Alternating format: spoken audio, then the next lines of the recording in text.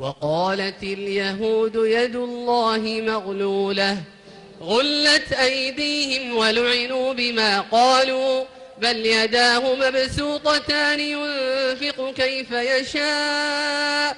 وليزيدن كثيرا منهم ما أنزل إليك من ربك طغيانا وكفرا وألقينا بينهم العداوة والبغضاء إلى يوم القيامة كلما أوقدوا نارا للحرب أطفأها الله ويسعون في الأرض فسادا والله لا يحب المفسدين ولو أن أهل الكتاب آمنوا واتقوا لكفرنا عنهم سيئاتهم ولأدخلناهم جنات النعيم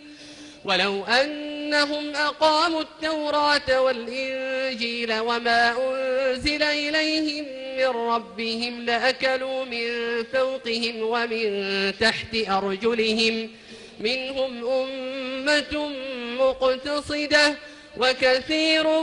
منهم ساء